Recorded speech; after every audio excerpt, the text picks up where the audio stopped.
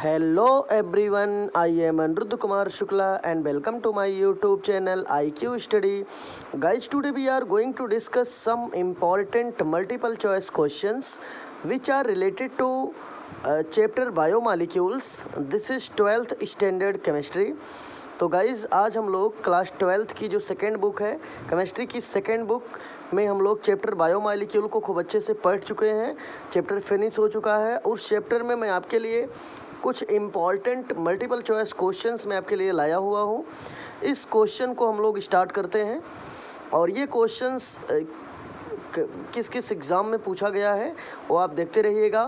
तो बच्चों पहला क्वेश्चन आपका आप लोग देखिएगा स्क्रीन पे। आपका पहला क्वेश्चन है मल्टीपल चॉइस क्वेश्चन का पहला क्वेश्चन है। देखिएगा फर्स्ट क्वेश्चन है the two functional group present in a typical carbohydrates are. ठीक है, कह रहा है किसी भी टिपिकल कार्बोहाइड्रेट में दो फंक्शनल ग्रुप प्रेजेंट होते हैं, वो कौन कौन है? क्या पहला अल्कोहल या हाइड्रोक्सिल ग्रुप या कार्बोक्सिलिक ग्रुप प्रेजेंट है, कि एल्डिहाइड ग्रुप या कार्बोक्सिलिक प्रेजेंट है, कि अल्कोहल प्रेजेंट है, कि एल्डिहाइड प्रेजेंट है, कि कीटोन प्रेजेंट है, कि आपका क्या नाम इसका है फंक्शनल ग्रुप प्रेजेंट है। तो यहाँ पे कुछ हिंट भी दिया है, आप देखिएगा दिया है देखिएगा बच्चों हम लोग क्या क्या पढ़े हैं मैं आपको थोड़ा इंडिकेट करना चाह रहा हूँ। हमने बायोमॉलिक्यूल में पढ़ा है ग्लूकोज एंड फ्रक्टोज एंड क्या पढ़ा है फ्रक्टोज। तो आपने देखा होगा glucose contain aldehydic group and fructose contain ketonic group. Fructose बच्चों कंटेन करता है कीटोनिक ग्रुप को। तो इसका मतलब ये हुआ कि जो हमारा ग्लूकोज होता है ये एल्डिहाइड ग्रुप को कंटेन करेगा और जो हमारा फ्रक्टोज होता है बच्चों कौन फ्रक्टोज, जो फ्रक्टोज होगा ये कंटेन करता है कीटोनिक ग्रुप को। तो बच्चों ये आपको समझना है। तो यहाँ पे क्वेश्चन कह रहा है कि the two functional groups present in typical carbohydrate. ठीक है, कार्बोहाइड्रेट जो ग्रुप है वो कितने फंक्शनल ग्रुप को कंटेन कर सकता है? तो हमने देखा कि ग्लूकोज एल्डिहाइड कंटेन करेगा, फ्रक्टोज कीटोन। तो देखिए किसमें एल्डिहाइड कीटोन दोनों आता है। क्या पहले में आ रहा है? नहीं आ रहा। दूसरे में एल्डिहाइड आता है लेकिन कीटोन नहीं आता है। इसमें एल्डिहाइड आ रहा है लेकिन कीटोन नहीं आ रहा है। लेकिन हम देख रहे हैं ऑप्शन नंबर थर्ड में, देखिएगा ऑप्शन नंबर थर्ड में बच्चों क्या दिया है? ऑप्शन नंबर थर्ड में दिया है सी डबल बॉन्ड ओ, जो कि एक कार्बोनिल ग्रुप को इंडिकेट कर रहा है। किसको इंडिकेट कर रहा है? Carbonyl group. और जो बच्चों कार्बोनिल ग्रुप होते हैं इनके टू पार्ट होते हैं। ये है कार्बोनिल ग्रुप, इसके टू पार्ट हैं। नंबर एक होता है एल्डिहाइड ग्रुप। कार्बोनिल ग्रुप के टू पार्ट हैं, नंबर एक एल्डिहाइड और नंबर दो कीटोन। नंबर दो कौन है बच्चों? कीटोन। तो देखिएगा हम देख रहे हैं ऑप्शन थर्ड में कार्बोनिल ग्रुप है, इसका मतलब एल्डिहाइड भी है कीटोन भी है, साथ में हाइड्रोक्सिल है। तो हमारा सी ऑप्शन सही होगा, क्योंकि जो कार्बोहाइड्रेट कंटेन करेगा वो एल्डिहाइड या कीटोन दोनों को कंटेन कर सकता है। जैसे कि कुछ बायोमॉलिक्यूल पार्ट हैं, जैसे ग्लूकोज है कंटेन करेगा एल्डिहाइड, फ्रक्टोज है कंटेन करेगा कीटोन। तो ऐसा ग्रुप देखिए चारों में से जिसमें कार्बोनिल प्रेजेंट हो। तो जो कार्बोनिल प्रेजेंट होगा तो कार्बोनिल के दो पार्ट हैं, एल्डिहाइड या कीटोन। तो इसका मतलब अगर कार्बोनिल प्रेजेंट है तो वहाँ एल्डिहाइड भी हो सकता है या कीटोन भी हो सकता है। ठीक है, तो हम देखते हैं ये कार्बोनिल ग्रुप जिसमें एल्डिहाइड या कीटोन दोनों हो सकता है, ये केवल ऑप्शन सी में है बस, इसलिए हमारा ऑप्शन सी सही हो जाएगा बच्चों। इसलिए पहला आंसर आपको समझ में आ गया होगा, ऑप्शन सी सही है, क्योंकि कार्बोनिल ग्रुप प्रेजेंट है और कार्बोनिल जहाँ पे होगा वहाँ एल्डिहाइड भी हो सकता है और कीटोन भी। ठीक है, और एल्डिहाइड कीटोन का रहना कंपलसरी है इन केस ऑफ कार्बोहाइड्रेट। तो कार्बोहाइड्रेट में कोई एक हो सकता है। दूसरा क्वेश्चन नंबर सेकंड आप देख रहे हैं, दिया है D glucose react with hydroxyl amine and yield an oxime, the structure of the oxime would. ठीक है, कह रहा है बच्चों कि डी ग्लूकोज रिएक्ट करता है हाइड्रोक्सिल अमीन के साथ। ठीक है, एंड यील्ड एन ऑक्साइम और प्रोड्यूस करेगा ऑक्साइम को। तो उस ऑक्साइम का स्ट्रक्चर कैसा होना चाहिए? चलिए देखते हैं हम लोग स्ट्रक्चर। ए में आप देखिएगा ए का स्ट्रक्चर कैसे बना है, अच्छे से देख लीजिए, खूब अच्छे से। बी का स्ट्रक्चर देख लीजिए बच्चों, कन्फ्यूज़न ना हो, अभी मैं आपको समझा भी दूँगा, ठीक है। और ये स्ट्रक्चर भी आप देख लीजिए अच्छे से, और ये भी स्ट्रक्चर आप देख लीजिए अच्छे से, ठीक है। तो आप ए बी सी डी आपको चारों ऑप्शन दिखाया गया, ठीक है। और सब में आप अच्छे से देखते रहिएगा। देखिएगा, मैं आपको एक चीज़ बताना चाह रहा हूँ बच्चों, ऑक्साइम का स्ट्रक्चर बनाना है तो स्ट्रक्चर बनाते समय ध्यान देना है हमको, आपको कुछ जो कंपोनेंट होते हैं, ठीक है। तो कंपोनेंट में एक दो चीज़ें हमें बहुत केयर करनी पड़ती हैं, वो चीज़ें मैं आपको बताना चाह रहा हूँ। देखिएगा, जैसे आप ऑक्साइम का मतलब है कि यनो एच और सी एच ग्रुप, ये तो प्रेजेंट रहेगा सब में, इसमें नो डाउट है। इसके बाद वाले पोजीशन से हमें केयर करना पड़ता है। जैसे इतने ग्रुप को छोड़ दो, इतने के बाद वाले से आप चेक करेंगे तो चेक करते समय आपको ध्यान देना होगा, सिंगल बॉन्ड कार्बन लगा हुआ है, आप देख रहे हो। कार्बन के जस्ट बाद OH ग्रुप का रहना कंपलसरी होता है। OH है और ये दो ट्रांस होंगे और ये दो सिस होने चाहिए। ये कंडीशन जिसमें फॉलो होगा वो ऑक्साइम स्ट्रक्चर को फॉलो करेगा। कहने का मीन्स ये हुआ बच्चों कि जैसे हम जब ग्लूकोज का ओपन चेन स्ट्रक्चर बनाते थे तो ऊपर CHO ग्रुप रहता था, नीचे आते थे दूसरे नंबर पर तो यहाँ पर OH, यहाँ पर H, फिर आगे बढ़िए फिर अगले पर तो यहाँ पर H, यहाँ पर OH। इसका मतलब ये हुआ दो कार्बन CHO के बाद का जो कार्बन होगा वो दोनों ट्रांसवर्सल होने चाहिए, ट्रांसवर्सल सेम होने चाहिए, त्रिअक्ष सेम होने चाहिए, ठीक है। तो देखिए क्या ये फॉलो हो रहा है। हम इसमें देखते हैं पहला ग्रुप को छोड़कर, पहले कार्बन को छोड़कर देखना होता है। पहले कार्बन को हम छोड़ के चेक करेंगे, देखिए OH OH ट्रांसवर्सल सेम हो रहा है। और देखिएगा जैसे पहले ऊपर CHO लगा है तो पहले को छोड़कर चेक किया जाता है। पहले के दो कार्बन ट्रांसवर्सल सेम होने चाहिए और उसके नीचे के दो कार्बन सिस फॉर्म में होने चाहिए। सिस का मतलब सेम ग्रुप सेम साइड होने चाहिए। जैसे यहाँ पे देखिए ऊपर वाले ग्रुप को छोड़कर ये दोनों ट्रांसवर्सल तो हैं, लेकिन इन दोनों को छोड़कर, ये दोनों को छोड़कर अगले में आएंगे तो सिस की कंडीशन नहीं फॉलो हो रही है। सिस का मतलब हुआ कि कार्बन के एक साइड में अगर OH है तो उसके नीचे वाले कार्बन में भी उसी साइड में OH होनी चाहिए। तो दोनों ये सिस फॉर्म हुआ, मतलब दोनों कार्बन पर सेम ग्रुप सेम साइड में लगा होना चाहिए। यदि ऐसा रहेगा तो वो हमारा सिस फॉर्म होगा। तो यहाँ देखना है पहले कार्बन को छोड़कर दो ट्रांसवर्सल होने चाहिए, दो सिस फॉर्म होने चाहिए। ट्रांसवर्सल का मतलब होता है बच्चों, ऐसे ट्रांसवर्सल मीन्स त्रिअक्ष सेम होना चाहिए, और सिस का मतलब है ये दो कार्बन एक ही ग्रुप एक ही साइड लगे हों। तो चलिए ना, तो ये कंडीशन ना तो इसमें फॉलो हो रही है ना तो इसमें। आगे चलते हैं, थर्ड में देखते हैं। यहाँ पर स्टार्टिंग में ही H है तो यहाँ से पहले ही गड़बड़ हो जाता है। इसमें चलते हैं, देखते हैं ऊपर ये ग्रुप लगा हुआ है। ग्रुप के बाद से देखिएगा बच्चों ये दोनों कार्बन ट्रांसवर्सल सेम है। देखिएगा OH है तो इधर भी OH है, ये ट्रांसवर्सल सेम हो गए। इसके बाद इन दोनों को छोड़कर जो दो और बचते हैं इसमें देखो सिस फॉर्म लगा है, सेम ग्रुप सेम साइड। ये दोनों OH OH सेम साइड लगे हैं। इसका मतलब यहाँ ट्रांसवर्सल भी वर्क कर रहा है, सिस फॉर्म भी वर्क कर रहा है। इसीलिए हमारा ऑप्शन डी सही हो जाता है। D is the right answer of this question.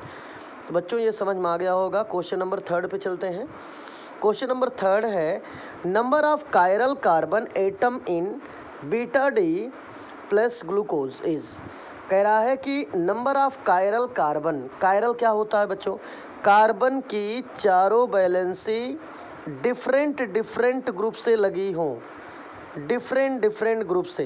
Carbon की चारों वैलेंसी, कार्बन की एक वैलेंसी, दो वैलेंसी, तीन वैलेंसी, चार वैलेंसी।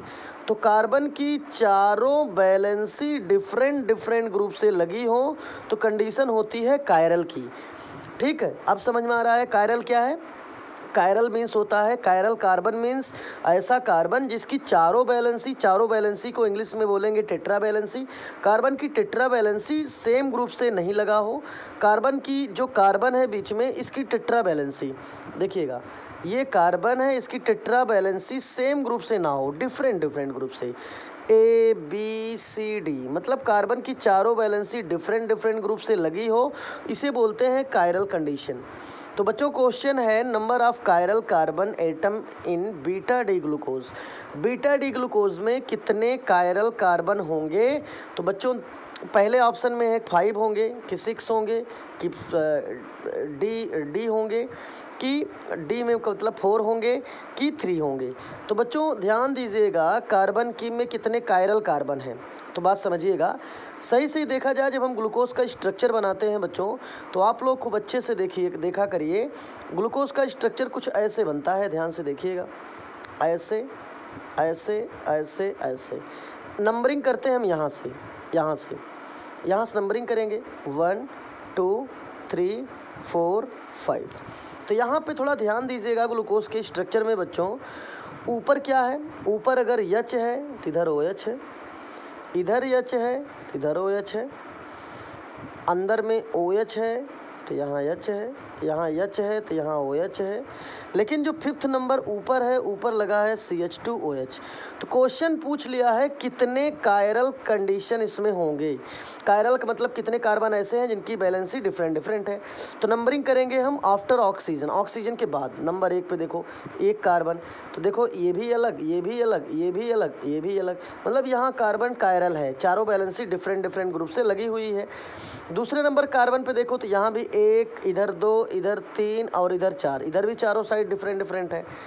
अगले पे हम चेक करते हैं बच्चों इस पोजीशन पर, यहाँ देखते हैं 1 2, एक इधर 3 और एक इधर 4, यहाँ भी डिफरेंट है। यहाँ पे आते हैं तो बच्चों हम यहाँ पे देखते हैं इस पोजीशन पर 1 2, इधर 3 और इधर 4, इधर भी कायरल कार्बन है। लेकिन हम ऊपर आते हैं बच्चों, ऊपर यहाँ पर कार्बन से 2 हाइड्रोजन लगा है जो कि अकायरल है। अकायरल मीन्स सिमेट्री की कंडीशन है। तो क्वेश्चन पूछा है कि ग्लूकोज में कितने कायरल पोजीशन है? तो देखो बेटा 1 पोजीशन, 2 पोजीशन, 3 4, ठीक है, और यहाँ बीच में 5 पोजीशन कायरल हैं, बाकी 1 जो है वो अकायरल है। तो पूछ रहा है कायरल कितने हैं, तो आपका आंसर होगा 5। मैंने प्रूव करके आपको दिखाया, इसलिए आपका ए ऑप्शन सही हो जाएगा। 5 कार्बन ऐसे होते हैं बीटा डी ग्लूकोज में जो कायरल कंडीशन को फॉलो करते हैं। चलिए हम आगे चलते हैं क्वेश्चन नंबर 4 पर। क्वेश्चन नंबर 4 पे देखते हैं बच्चों। 4 पे दिया है the alpha and beta glucose have different specific rotation when either is dissolved in water. Okay, rotation change until the same fixed value result, this is called. बात समझना बच्चों, कह रहा है कि अल्फ़ा एंड बीटा ग्लूकोज है different specific rotation. Alpha D glucose and beta D glucose का जो स्ट्रक्चर है वो थोड़ा सा अलग होता है, उनका रोटेशन थोड़ा सा अलग होता है। When either is dissolve in water, when either या तो उसे यदि हम जब हम उसे वाटर में डिज़ोल्व कर देते हैं उसका रोटेशन चेंज हो जाता है until the same fixed value, ठीक है, दिस इज कॉल्ड। उसे हम क्या कहते हैं? तो बच्चों रट लो, क्या कह रहा इपीमेराइजेशन बोलेंगे कि एनोमेराइजेशन बोलते हैं कि रेसेमाइजेशन बोलते हैं कि म्यूटेरोटेशन बोलते हैं। तो बच्चों म्यूटेरोटेशन उसको बोलते हैं, मैंने म्यूटेरोटेशन एक वीडियो में पढ़ाया था, आपको याद होगा, वीडियो देखिएगा, मैंने म्यूटेरोटेशन को खूब बढ़िया से पढ़ा दिया था, तो आपको समझ में आना चाहिए। अल्फ़ा एंड बीटा ग्लूकोज, ठीक है, हैव डिफरेंट स्पेसिफिक रोटेशन, इनका रोटेशन डिफरेंट होता है। लेकिन जब इन्हें हम वाटर में मिलाते हैं इनके रोटेशन में कुछ चेंजिंग आती है, ठीक है, और उसे हम कहते हैं बच्चों म्यूटेरोटेशन। खूब अच्छे से रट लो, इसलिए डी ऑप्शन आपका सही हो जाएगा। चलिए 5 नंबर क्वेश्चन पे चलते हैं। क्वेश्चन नंबर 5 है 2 form of D glucopyranose are called. 2D form कह रहा है, 2 फॉर्म ऑफ डी ग्लूकोपाइरानोज, ठीक है, 2 फॉर्म ऑफ डी ग्लूकोपाइरानोज, ठीक है। तो उसे हम क्या कहते हैं? डी ग्लूकोपाइरानोज का जो 2 फॉर्म है, बच्चों अच्छे से सुन लो, क्वेश्चन है, कह रहा है डी ग्लूकोपाइरानोज का जो 2 फॉर्म है उसे हम क्या बोलते हैं, ठीक है। कह रहा है क्या हम उसे इनहेंसमर बोलते हैं, क्या उसे हम इपीमर बोलते हैं। डी ग्लूकोपाइरानोज के जो 2 फॉर्म हैं, क्या उन्हें हम डाइस्टीरियोमर बोलते हैं कि उन्हें हम एनोमर बोलते हैं। तो बच्चों डी ग्लूकोपाइरानोज का जो 2 फॉर्म है उसे बोलते हैं एनोमर्स। क्या बोलेंगे बच्चों? एनोमर। तो आपको भूलना नहीं है, एनोमर बोलते हैं। अच्छे से क्वेश्चन फिर सुन लो। क्वेश्चन कह रहा है कि 2 फॉर्म ऑफ डी ग्लूकोपाइरानोज, इसका मतलब डी ग्लूकोपाइरानोज के जो 2 फॉर्म हैं उन्हें क्या बोलेंगे? तो डी ग्लूकोपाइरानोज के जो 2 फॉर्म हैं, 2 फॉर्म हैं, उन्हें हम बोलते हैं एनोमर्स। क्या बोलेंगे बच्चों? एनोमर। तो आपका बी ऑप्शन सही है, खूब अच्छे से रट लो, एनोमर बोलते हैं। चलिए क्वेश्चन नंबर 6 क्या है? 6 पे कह रहा है बच्चों, 1 मिनट भाई, ठीक है। क्वेश्चन नंबर 6 पे बच्चों कह रहा है alpha D glucose and beta D glucose are. Alpha D glucose और बीटा डी ग्लूकोज क्या कहलाते हैं? ठीक है, एनोमर कहलाएंगे कि कन्फॉर्मर्स कहलाते हैं कि एनेंसमर बोलते हैं कि पीमर बोलते हैं। Alpha D glucose and beta D glucose, तो भाई कितने ग्लूकोज की यूनिट हो रहे हैं? 2। अभी अभी हमने पढ़ा था कि डी ग्लूकोपाइरानोज के जो 2 फॉर्म हैं उन्हें बोलते हैं एनोमर। तो भाई वहाँ यही कंडीशन यहाँ पर भी आ रही है बच्चों। कह रहा है, देखिए यहाँ पर भी डी ग्लूकोज हैं, ध्यान से देखो, डी ग्लूकोज और ये डी ग्लूकोज। भाई अल्फ़ा के डी हो चाहे बीटा के डी हो, हैं तो डी ही ग्लूकोज ना। और यही क्वेश्चन अभी ऊपर आपसे पूछा गया था, उसी को देखो घुमा के पूछ लिया गया। क्वेश्चन 5th में बोल दिया 2 form of D glucopyranose. Alpha beta से नहीं मतलब, क्वेश्चन है डी ग्लूकोपाइरानोज। डी ग्लूकोपाइरानोज के जो 2 फॉर्म हैं उन्हें बोलते हैं एनोमर्स। क्या बोलेंगे? एनोमर।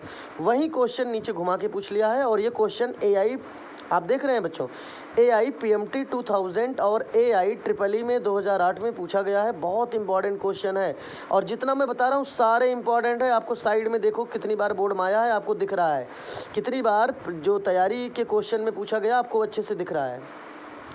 चलिए क्वेश्चन 6 पे कह रहा था डी ग्लूकोज डी ग्लूकोज, तो हमने पढ़ा डी ग्लूकोपाइरानोज के 2 फॉर्म हैं जिनका नाम है एनोमर्स।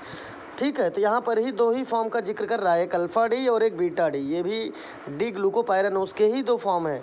ठीक है, तो इन्हें हम एनोमर पढ़ते हैं। अभी हमने ऊपर पढ़ा था खूब अच्छे से, एनोमर बोलते हैं। ठीक है, तो अभी यहाँ पर भी है D glucose beta D glucose को बोलते हैं एनोमर, इसलिए ऑप्शन ए आपका सही हो जाएगा बच्चों। ठीक है, तो D glucose, alpha D glucose and beta D glucose हैं तो दोनों डी ग्लूकोज। ठीक है, तो ये किसके फॉर्म है? ये हैं डी ग्लूकोपाइरानोज के। और डी ग्लूकोपाइरानोज के 2 फॉर्म होते हैं, उनका नाम है अल्फ़ा डी ग्लूकोज और एक का नाम है बीटा डी ग्लूकोज। ठीक है, इसको हम कहते हैं एनोमर। क्या बोलते हैं बच्चों? एनोमर। ए ऑप्शन सही है। चलिए 7 नंबर क्वेश्चन पे देखिए। 7 नंबर क्वेश्चन है methyl alpha D glucoside and methyl beta D glucoside are. Methyl alpha D glucoside और मेथाइल बीटा डी ग्लूकोसाइड। तो बच्चों देखो कंफ्यूज मत होया करिए, ऑप्शन को देख के आंसर समझ लो। ऑप्शन कह रहा है इपीमर है, इनेंसमर है, ठीक है, कन्फर्मेशनल डाइस्टीरियोमर है कि एनोमर है। तो बच्चों यहाँ कह रहा है कि मेथाइल को छोड़ दो 1 मिनट के लिए, शॉर्ट ट्रिक से समझो। कह रहा है डी ग्लूकोसाइड, फिर कह रहा है डी ग्लूकोसाइड। ठीक है, तो चाहे डी ग्लूकोसाइड हो चाहे डी ग्लूकोज हो, ये 2 फॉर्म है, फॉर्म 1 फॉर्म 2। ओके, एक अल्फ़ा का फॉर्म है, एक बीटा का फॉर्म है। तो अभी भी हमने पढ़ा था कि ग्लूकोपाइरानोज के 2 फॉर्म हैं, alpha D glucose beta D, या आप ऐसे कह सकते हो अल्फ़ा डी ग्लूकोसाइड या बीटा डी ग्लूकोसाइड। ये सभी ग्लूकोपाइरानोज के ही 2 फॉर्म हैं और दोनों फॉर्म, एक है अल्फ़ा फॉर्म एक है बीटा फॉर्म। भाई अभी हमने पढ़ा कि ग्लूकोपाइरानोज के 2 फॉर्म हैं, एक अल्फ़ा डी ग्लूकोज एक बीटा डी। ठीक है, तो हैं तो दोनों डी ही डी ग्लूकोज, ऐसे यही 2 फॉर्म माने जाते हैं। वैसे यहाँ पे अगर ग्लूकोसाइड के 2 फॉर्म देखे जाएँ तो ग्लूकोसाइड के भी 2 फॉर्म हैं। पहला फॉर्म ग्लूकोसाइड का होगा अल्फ़ा डी ग्लूकोसाइड, दूसरा है बीटा डी ग्लूकोसाइड। तो भाई alpha D beta D glucoside, इसका मतलब ये ग्लूकोपाइरानोज के ही 2 फॉर्म हैं। ठीक है, और इन्हें हम बार बार पढ़ रहे हैं बेटा, इन्हें हम एनोमर्स ही बोलते हैं। क्या बोलेंगे? एनोमर। इसलिए आपका बी ऑप्शन भी सही हो जाएगा। और कितनी बार आया है आप देख रहे हो, कब आया है। ठीक है, तो अच्छे से समझिए, methyl alpha D glucoside, methyl alpha D glucoside and methyl beta D glucoside, तो भाई alpha D glucoside, beta D glucoside, ये दोनों किसके फॉर्म है? ग्लूकोसाइड के 2 फॉर्म है, एक अल्फ़ा डी ग्लूकोसाइड, एक बीटा डी ग्लूकोसाइड, ठीक है। और इन्हें हम बोलते हैं एनोमर। क्या बोलते हैं बच्चों? एनोमर, भूलना नहीं है, इसलिए बी ऑप्शन आपका सही है। अगला क्वेश्चन है बच्चों, क्वेश्चन नंबर 8 पे फोकस करिए। क्वेश्चन नंबर 8 है the term anomers of glucose refer to. Glucose कह रहा है the term anomers of glucose, glucose के जो एनोमर्स के टर्म होते हैं वो किसको रेफर करते हैं, किसको बताते हैं? पहला है isomer of glucose that differ in configuration at C1। B में है isomer of glucose that differ in configuration C1 and C4। अगला है a mixture of D glucose and L glucose. D में है एनोसियोमर्स ऑफ ग्लूकोज। तो बच्चों देखिए, कोई भी चेंजिंग हम देखते हैं कार्बन नंबर 1 से शुरू होती है, कार्बन नंबर 1 से शुरू होती है। कैसे देखें? जैसे ग्लूकोज का स्ट्रक्चर जब आप बनाते हो हावर्थ स्ट्रक्चर, तो कुछ ऐसे बनता है, आपको मालूम होगा। तो नंबरिंग हम करते हैं आफ्टर ऑक्सीजन, ऑक्सीजन के बाद कार्बन नंबर 1। तो जो भी चेंजिंग होती है कार्बन नंबर 1 से ही होती है, यहाँ से होती है। तो कह रहा है पहले ऑप्शन क्या है? कह रहा है isomer of glucose that differ in configuration at C1। तो एकदम सही है भाई, यही बात सही है। आइसोमर ऑफ ग्लूकोज, जो ग्लूकोज का आइसोमर होता है, ठीक है, दैट डिफर, वो डिफ़र होता है कॉन्फ़िगरेशन एट C1 से थोड़ा सा डिफ़र होता है, यहीं पे चेंजिंग हो जाती है, ठीक है। तो ऑप्शन इसलिए एकदम आप आंख बंद करके बताइए, option A is the right answer. Okay, the term anomers of glucose refer to, जो ग्लूकोज का टर्म कह रहा है the term anomers of glucose, glucose का जो एनोमर का टर्म है वो रेफर करता है isomer of glucose that differ in configuration at C1 position पे डिफरेंट कुछ ना कुछ हो जाता है अगले में, ठीक है। तो इसलिए ए is the right answer for this question. तो बच्चों हम आगे चलते हैं अगले क्वेश्चन पर। क्वेश्चन नंबर 9 पे हम फोकस करेंगे। क्वेश्चन नंबर 9 है बच्चों, आप देख रहे हो अच्छे से, क्वेश्चन नंबर 9 नंबर पे है द फॉलोइंग कार्बोहाइड्रेट इज़, निम्नलिखित कार्बोहाइड्रेट क्या है, ठीक है। चलिए देख लिया जाए, पहले साइड हम लोग गिन लेते हैं, देखते हैं 1 2 3 4 5 6 ग्लूकोज का स्ट्रक्चर है ये बच्चों। तो इस ग्लूकोज के स्ट्रक्चर में कुछ चीज़ें, सॉरी ये कार्बोहाइड्रेट का बना हुआ है, ये लुक लाइक एज ग्लूकोज है लेकिन ग्लूकोज नहीं है, क्योंकि ग्लूकोज में ऊपर जो होता है वो CH2OH ग्रुप लगा होता है और यहाँ ऐसा नहीं है, ठीक है। इसीलिए यहाँ पर नहीं, यहाँ CH2OH है, ओके सॉरी, ग्लूकोज का ही स्ट्रक्चर है ये, एकदम ग्लूकोज का है। क्योंकि यहाँ पर देखिए बच्चों, यहाँ पर ऐसे जहाँ मुड़ा होगा यहाँ CH2 ग्रुप माना जाता है, CH2, और आगे इसी से OH लगा है, इसका मतलब CH2OH ग्रुप लगा है, ओके। तो ये स्ट्रक्चर ग्लूकोज का है। तो बच्चों ये स्ट्रक्चर ग्लूकोज का है। क्वेश्चन है द फॉलोइंग कार्बोहाइड्रेट इज़, निम्नलिखित कार्बोहाइड्रेट, ठीक है, द फॉलोइंग कार्बोहाइड्रेट इज़, ठीक है। तो ये एक कार्बोहाइड्रेट बना हुआ है, पूछ रहा है किसका है ये। भाई देखिए ग्लूकोज तो है ही है ये, अब ग्लूकोज है तो ग्लूकोज कंटेन एल्डिहाइडिक ग्रुप, आपको मालूम होना चाहिए बच्चों। ऐसा है, पहले आप स्ट्रक्चर देख लो, ये स्ट्रक्चर किसका है पहले समझ लो। ये स्ट्रक्चर है ग्लूकोज का, कैसा है मैं आपको दिखा रहा हूँ, ग्लूकोज का। हमने जो हावर्थ स्ट्रक्चर ग्लूकोज का देखा है वो ऐसे बनता है, एक लाइन ऑक्सीजन ऐसे ऐसे ऐसे ऐसे ऐसे, इसी को थोड़ा सा मॉडिफाई करके यहाँ बना दिया गया यहाँ पर, ठीक है, इसी को। और नंबरिंग देखिएगा, न कार्बन 6 है, जान लो ग्लूकोज है, 1 2 3 4 5, और यहाँ पे एक देखो, यहाँ पर 6 जो ऐसे मुड़ा है यहाँ पर भी है, ठीक है। यहाँ पे CH2 ग्रुप माना जाता है, जहाँ ऐसे बेंट हो जाएगा वहाँ CH2 ग्रुप। तो आप देखिएगा यहाँ पे बेंट हुआ है, ये ऐसे हुआ है, यहाँ OH है, तो यहाँ पर CH ग्रुप है, CH2 ग्रुप। तो ये ग्लूकोज का स्ट्रक्चर है। हमने आपने पढ़ा है कि ग्लूकोज जहाँ पे होगा वो कंटेन करता है एल्डिहाइड ग्रुप को, CHO को। तो देखो किस ऑप्शन में एल्डिहाइड लगा है, ऑप्शन बी में लगा है, इसलिए एन एल्डोहेक्सोज, इसका मतलब ये एल्डो का मतलब एल्डिहाइड ग्रुप, ये एल्डिहाइड ग्रुप प्रेजेंट है, इसलिए आपका बी ऑप्शन एकदम सही है, B is the right answer. और ये क्वेश्चन IIT 2011 में पूछा गया है। अगला क्वेश्चन है बच्चों 10th नंबर पे, the number of atoms in the cyclic structure of D fructose, कितने नंबर ऑफ एटम्स, कह रहा है number of atoms in the cyclic structure of D glucose. D glucose नहीं भाई, सॉरी डी फ्रक्टोज है। I repeat again about question number 10, the number of atoms in the cyclic structure of D fructose is. Fructose का structure बच्चों पहले देख लो कैसे बनता है, ऐसे ऐसे, थोड़ा सा और सही बना लूँ मैं,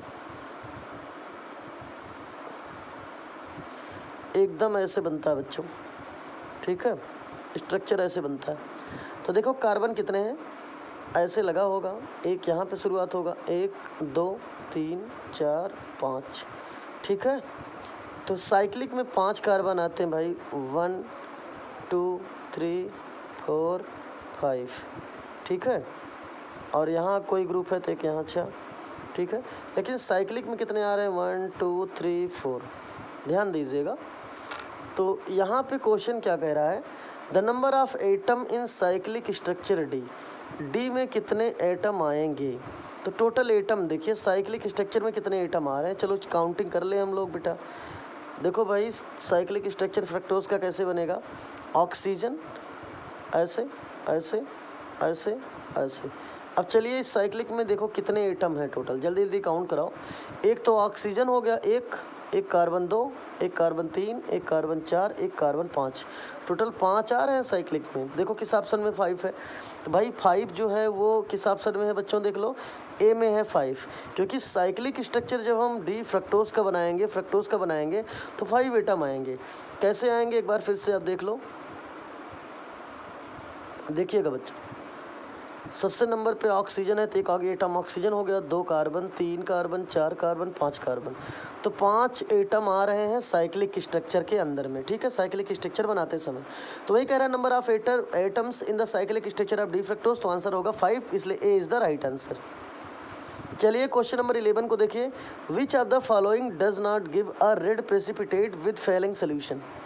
फेलिंग सोल्यूशन कह रहा है कि विच ऑफ द फॉलोइंग, निम्नलिखित में से कौन डज नॉट गिव नहीं देता है red precipitate with Fehling solution. निम्नलिखित में से कौन सा ऐसा है जो फेलिंग सोल्यूशन के साथ रेड प्रेसिपिटेट नहीं देता है। फॉर्मिक एसिड है कि ग्लूकोज है कि फ्रक्टोज है कि बेंजल्डिहाइड है, तो आंसर बेंजल्डिहाइड ही होगा। बेंजल्डिहाइड बच्चों फेलिंग सोल्यूशन के साथ, ठीक है, रेड प्रेसिपिटेट नहीं शो करता है, तो रट लीजिए, समझ लीजिए। 11 नंबर क्वेश्चन है, which of the following does not give red precipitate with Fehling solution. Fehling solution के साथ निम्नलिखित में से कौन रेड प्रेसिपिटेट नहीं देता है, तो फॉर्मिक एसिड देता है, ग्लूकोज देता है, फ्रक्टोज देता है, लेकिन बेंजल्डिहाइड नहीं देता है बच्चों, इसलिए B is the right answer. चलिए बच्चों आगे देखते हैं क्वेश्चन नंबर 12। क्वेश्चन नंबर 12 है, which of the following does not give pink colour with सिफ रिएजेंट। निम्नलिखित में से बताइए कौन ऐसा है जो पिंक कलर नहीं देता है सिर्फ रिएजेंट के साथ। तो बच्चों देख लो, क्वेश्चन है which of the following does not give, निम्नलिखित में से कौन नहीं देता है पिंक कलर को विद सिफ रिएजेंट के साथ। तो चलिए सिफ रिएजेंट के साथ HCHO बच्चों, इसका नाम है फॉर्मल्डिहाइड, अच्छे से रट लो। HCHO को कहते हैं फॉर्मल्डिहाइड, ठीक है। तो फॉर्मल्डिहाइड जो है, ठीक है, फॉर्मल्डिहाइड जो है ये पिंक कलर नहीं देता है, सॉरी पिंक कलर देता है। फिर से देखो बच्चों, क्वेश्चन पहले समझ लिया जाए। क्वेश्चन बच्चों कह रहा है which of the following does not give pink colour, निम्नलिखित में से कौन ऐसा है जो पिंक कलर नहीं देता है विद सिफ रिएजेंट के साथ। तो सिफ रिएजेंट के साथ अब यहाँ देखते रहिएगा, जैसे HCHO है तो ये देता है पिंक कलर सिफ रिएजेंट के साथ। C6H5 ये बेंजल्डिहाइड है, ये भी देता है पिंक कलर सिफ रिएजेंट के साथ। ये है CH3CHO, ये है आपका एल्डिहाइड ग्रुप, ये भी है, इसका नाम है इथेनल, इसका नाम है बच्चों इथेनल, ठीक है। और ये भी पिंक कलर शो करता है सिर्फ रिएजेंट के साथ। तो केवल इस ऑप्शन में ग्लूकोज एक ऐसा कंपोनेंट है बच्चों जो सिर्फ रिएजेंट के साथ पिंक कलर नहीं देता है। अच्छे से रट लो, क्वेश्चन है which of the following does not give pink colour with सिफ रिएजेंट, निम्नलिखित में से कौन सिफ रिएजेंट के साथ पिंक कलर नहीं देता है। तो बच्चों अच्छे से तैयार कर लो कि सिर्फ रिएजेंट के साथ ग्लूकोज पिंक कलर नहीं देता है। बाकी आपका इथेनॉल, आपका बेंजल्डिहाइड, आपका फॉर्माल्डिहाइड, ये सभी फॉर्माल्डिहाइड, बेंजल्डिहाइड और इथेनॉल ये सभी पिंक कलर शो करते हैं, लेकिन ग्लूकोज एक ऐसा कंपोनेंट है, ठीक है बच्चों, ग्लूकोज एक ऐसा कंपाउंड है जो सिर्फ रिएजेंट के साथ पिंक कलर नहीं शो करता है। So students, D is the right answer for this question of this question. Question number 13 पे चलिए हम लोग डिस्कस करते हैं। 13 क्या है? 13 नंबर है fructose reduce Tollens test due to. बहुत बढ़िया क्वेश्चन है भाई। क्वेश्चन कह रहा है बच्चों, फ्रक्टोज रेड्यूस करता है टॉलन रिएजेंट को। फ्रक्टोज जो है ये टॉलन रिएजेंट को रिड्यूस करता है। क्यों रिड्यूस करता है? तो पहला ऑप्शन है असिमेट्रिक कार्बन एटम के कारण, दूसरा है प्राइमरी अल्कोहलिक ग्रुप के कारण, तीसरा है सेकेंडरी अल्कोहलिक ग्रुप के कारण, और डी में है enolization of fructose following by conversion to aldehyde by base. एकदम यही सही है बच्चों, डी वाला ऑप्शन। तो इसीलिए fructose reduce Tollens test due to enolization of fructose followed by conversion to aldehyde by base. Okay, this is right answer for this question. Question number 14 पे हम चलते हैं। 14 पे है बच्चों, इसमें डी सही है भाई, ध्यान दीजिएगा। क्वेश्चन नंबर 14 कह रहा है which of the following is incorrect. कौन सा इनकरेक्ट है? पहला है FeCl3 is used in detection of phenol. FeCl3 का यूज किया जाता है फेनॉल के डिटेक्शन में, सही है, एकदम सही है। अब बी में देखिएगा, बी में है Fehling solution used in detection of glucose. Fehling solution का यूज किया जाता है ग्लूकोज के डिटेक्शन में। तो अभी हमने ऊपर क्वेश्चन देखा था, ऊपर देखो ग्लूकोज के डिटेक्शन में ग्लूकोज, अभी हमने ऊपर क्या देखा था, ग्लूकोज जो है ये पिंक कलर देता। अभी देखिए बेटा, मैं क्वेश्चन आपको दिखा रहा हूँ, देखिए ये क्वेश्चन है। क्वेश्चन कह रहा था which of the following does not give red precipitate with Fehling solution. Fehling solution के साथ कौन रेड प्रेसिपिटेट नहीं देता है? तो अभी मैंने बताया था कि फेलिंग सोल्यूशन के साथ फॉर्मिक एसिड रेड प्रेसिपिटेट देता है, ग्लूकोज भी रेड प्रेसिपिटेट देता है, फ्रक्टोज भी देता है, लेकिन बेंजल्डिहाइड रेड प्रेसिपिटेट नहीं देता है, इसलिए B is the right answer हुआ था। ऐसे क्वेश्चन दूसरे में था fructose reduce Tollens reagent due to, तो आंसर था enolization of fructose followed by conversion to aldehyde by base. Okay, ऐसे ही अगला क्वेश्चन है बच्चों 14 नंबर पे, which of the following is incorrect. निम्नलिखित में से कौन इनकरेक्ट है? पहला है FeCl3 is used in detection of phenol. तो ये करेक्ट है बच्चों, क्योंकि FeCl3 का नाम है फेरिक क्लोराइड। क्या नाम है बच्चों? फेरिक क्लोराइड, ठीक है। तो FeCl3 का यूज किया जाता है इन डिटेक्शन ऑफ फेनॉल को डिटेक्ट करने में, ठीक है।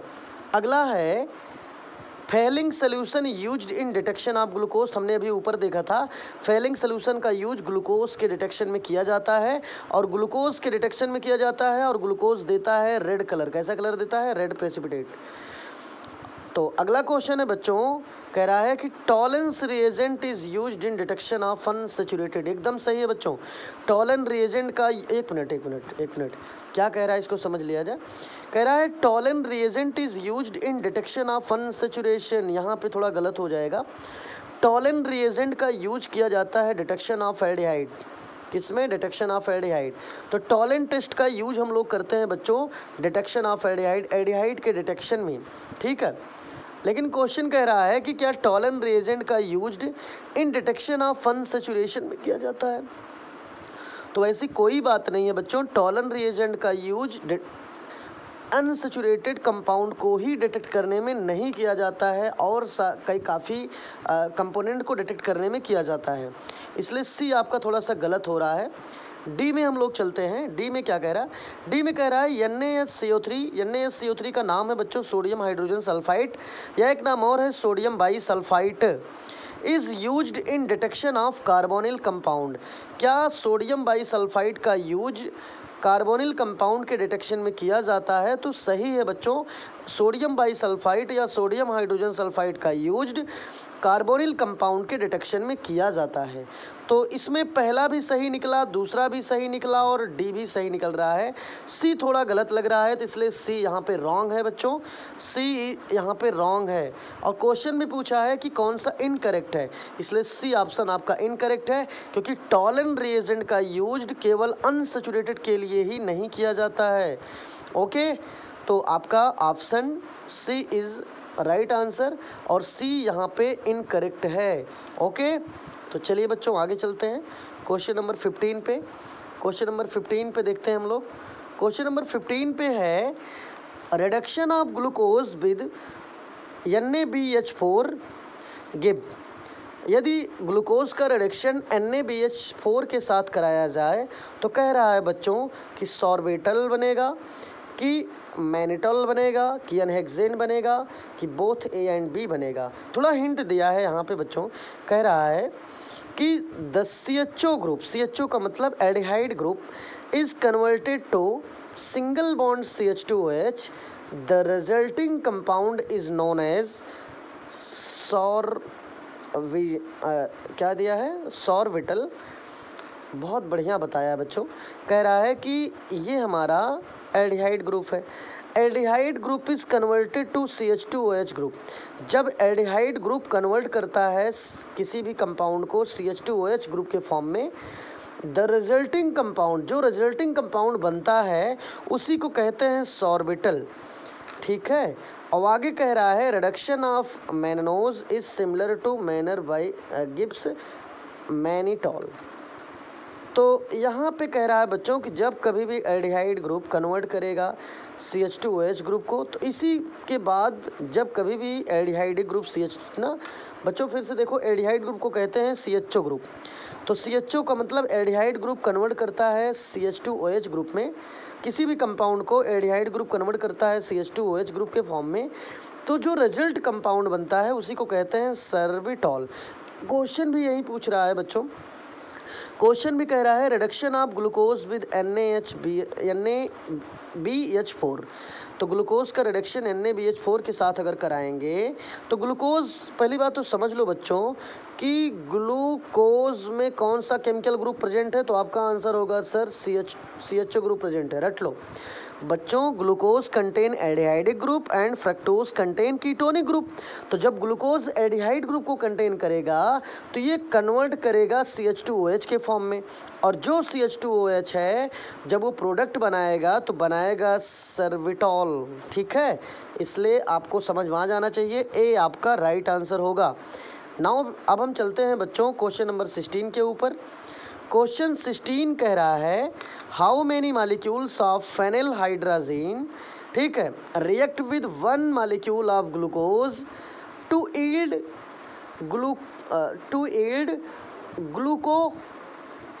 ग्लूकोसेजोन। How many molecules of phenylhydrazine, phenylhydrazine के कितने मॉलिक्यूल रिएक्ट करेंगे 1 मॉलिक्यूल ऑफ ग्लूकोज के साथ, और क्या प्रोड्यूस करेंगे, कितने मॉलिक्यूल प्रोड्यूस करेंगे। फिर से क्वेश्चन देख लिया जाए भाई। क्वेश्चन है how many molecule of phenylhydrazine, phenylhydrazine के कितने मॉलिक्यूल 1 मोल ऑफ ग्लूकोज के साथ रिएक्ट करके ग्लूकोसाजोन बनाते हैं। तो आपको बताना है कि फेनिलहाइड्राजीन के कितने मॉलिक्यूल हमको 1 मॉलिक्यूल ऑफ ग्लूकोज के साथ रिएक्ट कराना पड़ेगा, 2 की 1 की 4 की 3। चलिए थोड़ा सा नीचे हिंट दिया, हिंट पढ़ लिया जाए।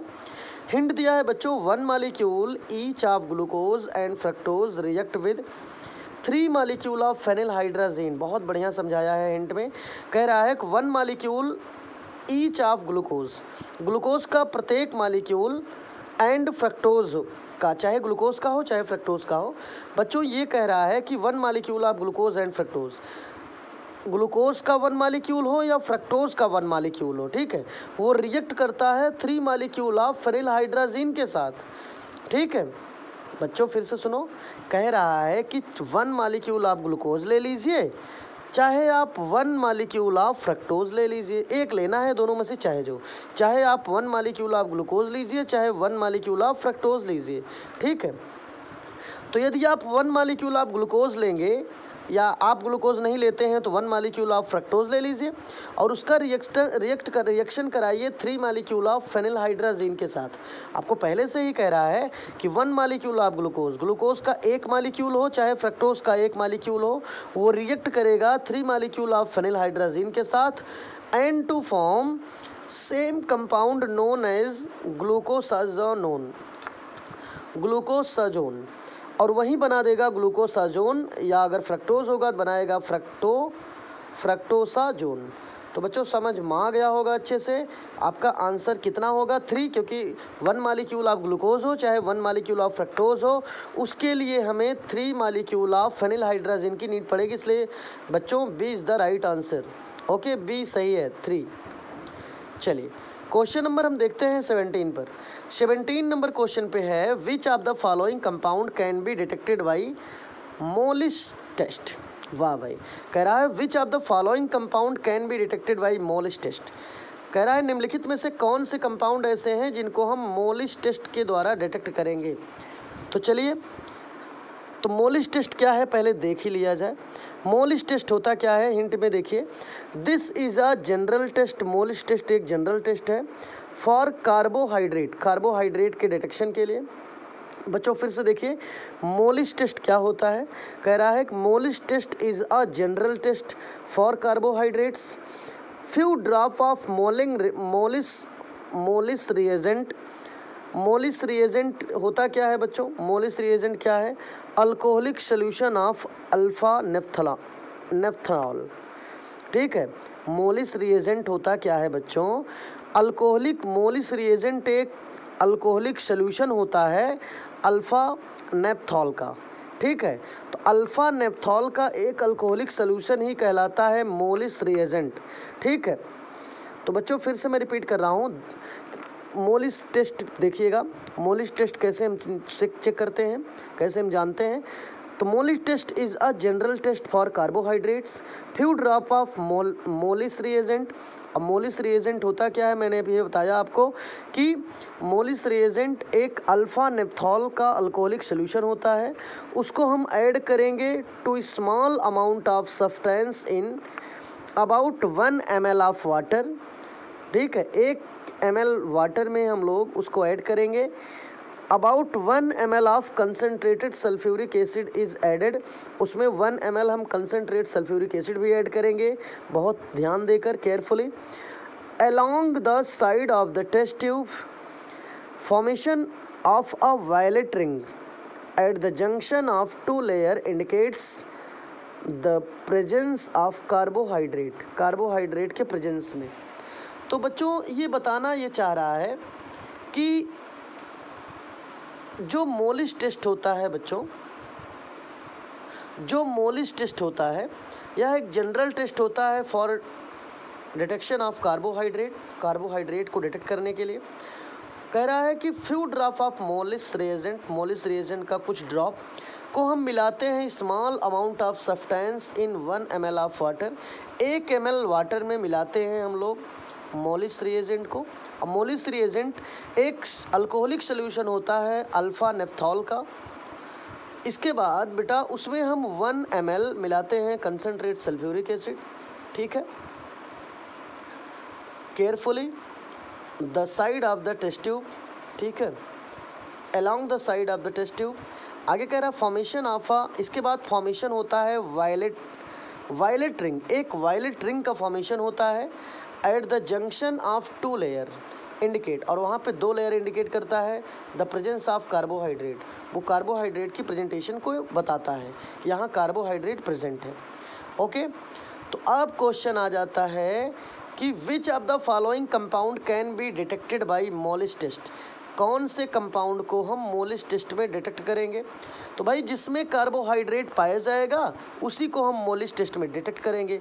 तो कार्बोहाइड्रेट पाया कहाँ जाएगा, तो कार्बोहाइड्रेट पाया जाएगा बच्चों जैसे कि बेटा कार्बोहाइड्रेट शुगर में पाया जाएगा, कार्बोहाइड्रेट ग्लूकोज में पाया जाएगा, कार्बोहाइड्रेट फ्रक्टोज में पाया जाएगा, कार्बोहाइड्रेट ग्लाइकोजन में पाया जाएगा, कार्बोहाइड्रेट आपका ठीक है क्या नाम माल्टोज में, सुक्रोज में, ग्लैक्टोज में, इन सब में कार्बोहाइड्रेट पाए जाते हैं। तो देखिए क्या इनमें से कुछ दिख रहा है आपको, तो भाई देखिए, नाइट्रो कंपाउंड, इसमें कार्बोहाइड्रेट बहुत कम होते हैं, एमीन कार्बोहाइड्रेट बहुत कम, प्राइमरी अल्कोहल बहुत कम, लेकिन शुगर में कार्बोहाइड्रेट पाया जाता है। कार्बोहाइड्रेट का वही शुगर भी कहते हैं भाई, कार्बोहाइड्रेट का ही एक नाम शुगर भी है। जो समझ में आ रहा होगा आपको कि कह रहा है कि which of the following compound can be detected by Molisch test. तो मोलिस टेस्ट में हम कार्बोहाइड्रेट को डिटेक्ट करेंगे। तो देखते हैं इस ऑप्शन में किस में कार्बोहाइड्रेट पाया जाएगा। प्राइमरी अल्कोहल में नहीं पाया जाएगा, इन दोनों में कार्बोहाइड्रेट नहीं होंगे, लेकिन शुगर में कार्बोहाइड्रेट पाया जाता है। शुगर कार्बोहाइड्रेट से ही बनते हैं, इसलिए बी ऑप्शन आपका सही होगा। क्वेश्चन नंबर 18 पे हम चलते हैं। क्वेश्चन नंबर 18 का क्वेश्चन है, a sugar that is not a disaccharide among the following. निम्नलिखित में से कौन सा शुगर ऐसा है जो डाइसैकेराइड नहीं है। डाइसैकेराइड का मतलब होता है बच्चों शुगर की 2 यूनिट। डाई मीन्स 2, अच्छे से देख लो, इसी में समझ में आ जाएगा। डाई मीन्स होता है 2 और सैकेराइड मीन्स होता है यूनिट ऑफ शुगर। क्या होता है बच्चों? Unit of sugar. तो डाइसैकेराइड का मतलब होता है ऐसे बायोमॉलिक्यूल्स जिसमें शुगर की कितनी यूनिट हो, जिसमें शुगर की 2 यूनिट हो, वही कहलाएगा डाइसैकेराइड। तो देखते हैं किसमें शुगर की 2 यूनिट है। तो बच्चों लैक्टोज में भी शुगर की 2 यूनिट है, इसलिए डाइसैकेराइड है। सुक्रोज भी 2 यूनिट है, ये भी डाइसैकेराइड है। माल्टोज भी शुगर में, माल्टोज को बनाने में शुगर की 2 यूनिट लगती है, इसलिए ये भी आपका डाइसैकेराइड है। लेकिन यहाँ पे ग्लैक्टोज जो है ये मोनोसैकेराइड है, ग्लूकोज मोनोसैकेराइड है। आपको मैं बता दे रहा हूँ कौन कौन मोनो है बच्चों, आप देख के पहचान लोगे। एक बार जल्दी से सुन लो, मोनोसैकेराइड में कौन कौन आते हैं। मोनो में आता है ग्लूकोज आता है, दूसरे नंबर पे बच्चों फ्रक्टोज आता है, और तीसरे नंबर पे ग्लैक्टोज आता है। तो glucose, fructose, galactose, glucose, fructose, galactose, ये तीनों एग्जाम्पल हैं मोनोसैकेराइड के। बच्चों मैं आपको डाइसैकेराइड के बारे में एग्जाम्पल बता दे रहा हूँ, कौन कौन डाई में आते हैं। डाई में आता है बच्चों सुक्रोज आता है, माल्टोज आता है, लैक्टोज आता है। तो सुक्रोज बच्चों, सुक्रोज हुआ, लैक्टोज हुआ, माल्टोज हुआ। सुक्रोज, माल्टोज, लैक्टोज ये तीनों एग्जाम्पल हैं डाइसैकेराइड के। पॉलीसैकेराइड में कौन कौन आता है बच्चों? पॉलीसैकेराइड में एक स्टार्च आता है, दूसरा सेलुलोज आता है, और तीसरा आता है पॉलीसैकेराइड में ग्लाइकोजन। कौन आता है बच्चों? ग्लाइकोजन। तो स्टार्च, सेलुलोज, ग्लाइकोजन ये तीनों एग्जाम्पल होते हैं पॉलीसैकेराइड के। अब समझ में आ रहा होगा आपको, इसीलिए यहाँ पर माल्टोज हुआ, लैक्टोज, सुक्रोज ये तीनों एग्जाम्पल हो गए डाइसैकेराइड के। अब कह रहा है कौन नहीं है, तो ग्लैक्टोज मोनोसैकेराइड है, ये डाइसैकेराइड नहीं है, इसलिए ए इज़ द राइट आंसर। तो बच्चों ए ऑप्शन आपका सही होगा, ए राइट आंसर है। क्वेश्चन नंबर 19 है, the commonest disaccharide has the molecular formula. तो बच्चों मैं आपको डायरेक्ट बता रहा हूँ, डाइसैकेराइड का फार्मूला होता है C12H22O11। यही फार्मूला होता है सुक्रोज का, यही फार्मूला होता है माल्टोज का, यही फार्मूला होता है लैक्टोज का। तो सुक्रोज, माल्टोज, लैक्टोज ये तीनों डाइसैकेराइड हैं, और तीनों का मॉलिक्यूलर फार्मूला जो मैंने नोट किया है यही तीनों का है। तो क्वेश्चन देख लो इसमें कौन होगा भाई, इसलिए ए सही है। C12H22O11, देखो A is the right answer. 20 number question पे है, 20 number, hydrolysis of sucrose is. Sucrose का अगर हम हाइड्रोलिसिस कराएंगे, ठीक है, तो क्या क्या चीज़ निकलता है। तो बेटा एक चीज़ जान लो, सुक्रोज बना किन 2 चीज़ से है, जिससे सुक्रोज 2 यूनिट, देखो सुक्रोज एक, पहली बात तो जान लो सुक्रोज है क्या। सुक्रोज एक बायोमॉलिक्यूल का पार्ट है, और सुक्रोज एक डाइसैकेराइड कंपोनेंट है। तो डाइसैकेराइड का मतलब सुक्रोज 2 शुगर यूनिट से मिलके बना है। किससे बना है बच्चों, मैं बता दे रहा हूँ। सुक्रोज जो है ये 2 शुगर यूनिट से मिलके बना है। एक का नाम है अल्फा डी ग्लूकोज, एक का नाम है अल्फा डी ग्लूकोज, और दूसरे का नाम है बीटा डी फ्रक्टोज। तो alpha D glucose, beta D fructose, alpha D glucose और बीटा डी फ्रक्टोज से मिलके बना है सुक्रोज। तो अल्फा डी ग्लूकोज और बीटा डी फ्रक्टोज को आपस में मिलाओगे तो वाटर रिमूव हो जाएगा। अब क्वेश्चन कह रहा है हाइड्रोलिसिस ऑफ सुक्रोज। सुक्रोज का अगर वहीं हाइड्रोलिसिस करा दिया जाए तो कौन कौन 2 यूनिट बनेगी? तो एक बनेगा 1 मोल ऑफ ग्लूकोज और एक बनेगा 1 मोल ऑफ फ्रक्टोज। तो कहाँ सही है? आपका सी ऑप्शन में देखो दिया है 1 mole of glucose and 1 mole of fructose. तो सी इज़ द राइट आंसर। चलिए बच्चों आगे देखते हैं। क्वेश्चन नंबर हम देखते हैं 21 को। दिया है sucrose in water is dextrorotatory with alpha D equal to 66.4 degree when boiled with dilute HCl the solution become levorotatory with concentration के फॉर्म में है alpha D equal to -20 degree. आगे है during this process the sucrose molecule break into. बहुत बढ़िया बेटा, ये क्या कह रहा है अच्छे समझ लो। पहले कह रहा है sucrose in water is dextrorotatory. Sucrose water में डेक्स्ट्रो रोटेटरी के रूप में शो होता है, साइक्लिक मूवमेंट होता है। डेक्स्ट्रो रोटेटरी का मतलब साइक्लिक और लीवो रोटेटरी का मतलब होता है एंटी साइक्लिक। आगे कह रहा है when boiled with dilute HCl, जब इनको डाइल्यूट HCl में हम बॉयल कराते हैं the solution become levorotatory, तो सोल्यूशन लीवो रोटेटरी रोटेट करता है। During this process sucrose molecule break into, तो जब कभी भी सुक्रोज मालिक्यूल को लीवो रोटेटरी में ब्रेक करोगे तो ब्रेक होगा अल्फ़ा के फॉर्म में, तब ब्रेक नहीं होगा। तब बच्चों अब उल्टा ब्रेक शुरू हो जाएगा। देखो अल्फ़ा डी ग्लूकोज, अल्फ़ा बच्चों अच्छे से देख लो कैसे लिखा जाएगा। ऐसे लिखा जाता है अल्फ़ा ब्रैकेट में प्लस डी फिर ग्लूकोज, अल्फ़ा डी ग्लूकोज। तो अल्फ़ा डी ग्लूकोज देखो सुक्रोज 2 चीज़ से मिलके बना है। सुक्रोज 2 शुगर यूनिट से मिलके बना है। एक का नाम है अल्फ़ा डी ग्लूकोज और एक का नाम है बीटा डी फ्रक्टोज।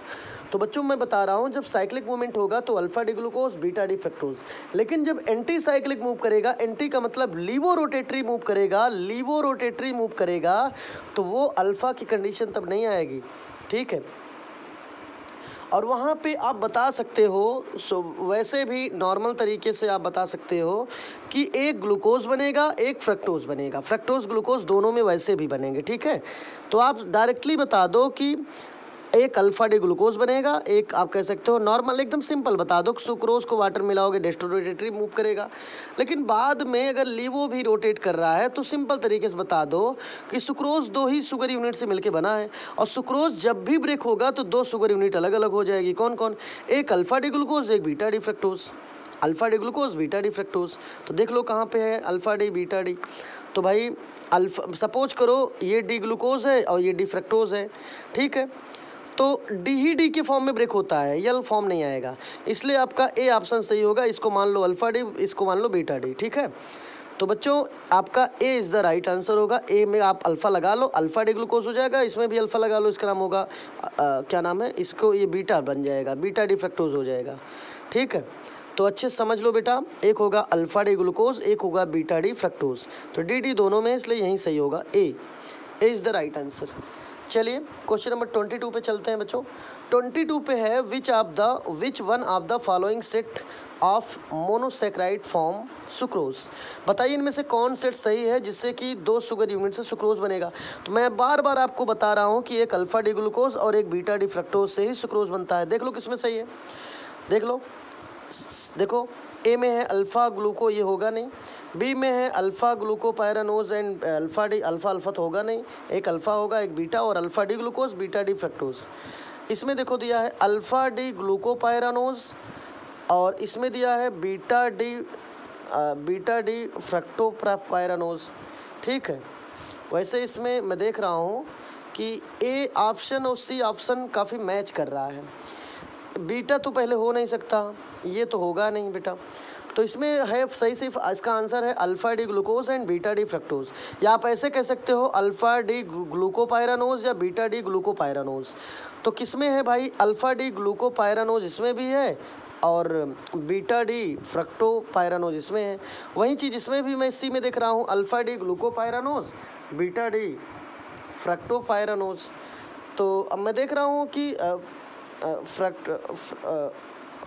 क्या दिया है, बीटा डी फ्रक्टो फ्यूरानोज है, ये फ्यूरानोज है और ये पायरानोज है। थोड़ा यहीं चेंज है भाई, एक में है अल्फ़ा डी ग्लूकोपायरानोज है और ये है बीटा डी फ्रक्टोफर्नानोज है। तो इसमें है अल्फ़ा डी ग्लूकोपायरानोज, इसमें थोड़ा चेंज है, ए से सी चेंज है। बी में कह रहा है बीटा डी फ्रक्टोपायरानोज है। तो बेटा इसमें सी ऑप्शन सही होगा आपका।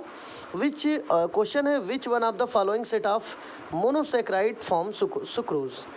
तो दो चीज़ से मिलके बना है, एक है alpha D glucose, alpha D glucose को कहते हैं अल्फ़ा डी ग्लूकोपायरानोज, और दूसरा है बीटा डी फ्रक्टोज को कहेंगे बीटा डी फ्रक्टोफर्नानोज। तो आपका सी इज़ द राइट आंसर, सी सही है बच्चों। यहाँ पे सी को टिक कर लीजिएगा, सी को समझ लीजिए अच्छे से, भूलना नहीं है, ठीक है। अल्फ़ा डी ग्लूकोपायरानोज, दूसरा है beta D फ्रक्टोफर्नानोज।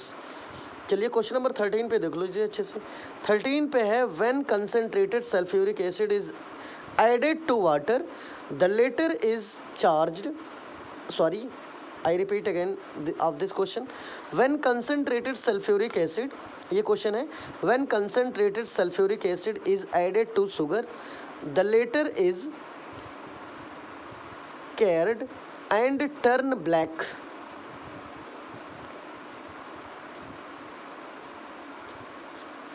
During this process, the sugar is, कह रहा है when sulphuric acid is added to sugar, जब शुगर में हम सल्फ्यूरिक एसिड मिलाएंगे तो कह रहा है द लेटर इज चार्ड। क्या दिया है ये बच्चों, देखिए अच्छे से दिया है, charred and turn black during this process the sugar is. तो ऐसे प्रोसेस को हम क्या कहेंगे, जब कंसनट्रेट सल्फ्यूरिक एसिड को शुगर में मिलाएंगे, इसके बाद उस कुछ समय बाद उस सोल्यूशन का कलर टर्न हो जाता है ब्लैक कलर में। किस में टर्न होगा, ब्लैक कलर में। और इस प्रोसेस को हम क्या बोलेंगे, शुगर के इस प्रोसेस को हम क्या बोलेंगे, ऑक्सीडाइज बोलेंगे, कि रिड्यूस बोलेंगे, कि सल्फोनेटेड बोलेंगे, कि डिहाइड्रेटेड बोलेंगे। तो बेटा इसको बोलेंगे डिहाइड्रेटेड। वाटर मालिक्यूल बाहर जहाँ निकलेगा वहीं डिहाइड्रेटेड है, ठीक है। और इसी की वजह से कलर टर्न होता है ब्लैक में। हिंट भी नीचे दिया, देख लीजिएगा, दिया है the reaction of sugar with concentrate sulphuric acid. जब शुगर का रिएक्शन कंसनट्रेट सल्फ्यूरिक एसिड के साथ कराया जाएगा तो इसे बोलते हैं हम, क्या बोलेंगे, known as charring of sugar, ठीक है। ड्यूरिंग दिस प्रोसेस, इस प्रोसेस में होता है sugar is dehydrated and it turn black. Dehydrate करके ये ब्लैक कलर में टर्न कर जाता है, ब्लैक कलर में सोल्यूशन बना देगा। तो इसलिए बच्चों मैं बार बार बता रहा हूँ कि जब कंसनट्रेट सल्फ्यूरिक एसिड को हम शुगर में मिलाएंगे, ठीक है, तो ये सोल्यूशन का कलर चेंज कर देगा ब्लैक कलर में, और इस शुगर के प्रोसेस को कहते हैं डिहाइड्रेटेड, ठीक है। तो डिहाइड्रेटेड प्रोसेस के द्वारा उसका कलर ब्लैक कलर में कन्वर्ट हो जाता है। तो चलिए बच्चों आगे देखते हैं, क्वेश्चन नंबर 24 पे चलते हैं। 24 है which of the following gives positive Fehling solution test. निम्नलिखित में से कौन पॉजिटिव फेलिंग सोल्यूशन टेस्ट देगा, सुक्रोज देगा, कि फैट देगा, कि प्रोटीन देगा, कि ग्लूकोज देगा। तो बच्चों बार बार मैं आपको समझा रहा हूँ, बस एक चीज़ ध्यान दीजिए, which of the following give positive Fehling test. कौन सा पॉजिटिव फेलिंग टेस्ट देगा, तो फेलिंग टेस्ट से ही हम एल्डिहाइड एंड कीटोन को डिटेक्ट करते हैं, ठीक है। इसलिए ग्लूकोज है तो ग्लूकोज कंटेन करेगा एल्डिहाइडिक ग्रुप, तो इसलिए फेलिंग सोल्यूशन की हेल्प से हम लोग एल्डिहाइड टेस्ट को डिटेक्ट कर सकते हैं। इसीलिए कह रहा है कि विच निम्नलिखित में से कौन, which of the following give positive Fehling solution test. तो positive Fehling solution test sugar glucose दे सकता है, because glucose contain aldehydic group, और जब एल्डिहाइडिक ग्रुप कंटेन करेगा तो एल्डिहाइडिक के टेस्ट में फेलिंग टेस्ट का यूज किया जाता है। Fehling solution test, Fehling solution का टेस्ट ही किया जाता है for the detection of aldehydic group, और एल्डिहाइडिक ग्रुप पाया जाएगा ग्लूकोज में, इसीलिए पॉजिटिव फेलिंग टेस्ट देगा glucose. B is the right answer. Question number चलते हैं हम लोग 25 के ऊपर। 25 है which of the following does not reduce Benedict solution. निम्नलिखित में से कौन, ठीक है, बेनेडिक्ट सोल्यूशन को रिड्यूस नहीं कर पाता है। एल्डिहाइड है, कि फ्रक्टोज है, कि सुक्रोज है, कि ग्लूकोज है। तो बच्चों क्वेश्चन कह रहा है कि which of the following does not reduce Benedict solution. निम्नलिखित में से कौन बेनेडिक्ट सॉल्यूशन को रिड्यूस नहीं कर पाता है? एल्डिहाइड नहीं कर पाता है कि फ्रक्टोज नहीं कर पाता है कि शुगर की ग्लूकोज? तो थोड़ा हिंट दिया, हिंट को देखिए, दिया है Benedict solution is similar to Fehling solution. जो बेनेडिक्ट सॉल्यूशन होता है बच्चों ये फेलिंग सॉल्यूशन की तरह होता है। The only difference is that tartrate ion is the chelating agent in failing solution, whereas citrate ion is the chelating agent in Benedict solution। इसका मतलब ये है, क्या कह रहा है बच्चों, अच्छे से देखिए। क्वेश्चन कह रहा है कि Benedict solution is similar to Fehling solution. जो वेनेडिक्ट सोल्यूशन है वो फेलिंग सोल्यूशन की तरह सिमिलर होता है। The only difference is that tartaric ion is the chelating agent in Fehling solution. Tartaric ion के रूप में, tartaric ion is chelating agent, tartaric ion के रूप में चिलेटिंग एजेंट जो होता है वो फेलिंग सोल्यूशन में होता है, और साइट्रेट आयन के रूप में जो चिलेटिंग एजेंट है वो बेनेडिक्ट सोल्यूशन में होता है। थोड़ा सा यही डिफरेंस होता है, ठीक है। तो ये कह रहा है क्वेश्चन कि which of the following does not reduce Benedict solution. निम्नलिखित में से बेनेडिक्ट सोल्यूशन को कौन रिड्यूस करता है? तो भाई रिड्यूस करेगा जिसमें क्या होगा, जिसमें चिलेटिंग एजेंट के रूप में साइट्रेट आयन पाया जाएगा, ठीक है। तो ये होगा सुक्रोज में, इसलिए B is the right answer. तो अच्छे से तैयार कर लो। Which of the following does not reduce Benedict solution. निम्नलिखित में से कौन, ठीक है बच्चों सुनिएगा अच्छे से।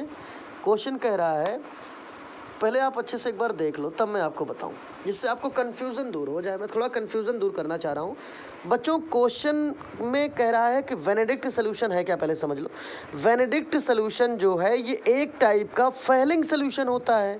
तो थोड़ा देखिएगा, वेनेडिक्ट सोल्यूशन एक टाइप का फेलिंग सोल्यूशन होता है और फेलिंग टेस्ट का यूज किया जाता है, फेलिंग सोल्यूशन का यूज किया जाता है एल्डिहाइड के डिटेक्शन में, एल्डिहाइड के चेक करने में किया जाता है, ग्लूकोज को करने में किया जाएगा क्योंकि ग्लूकोज में भी एल्डिहाइड होगा, ठीक है।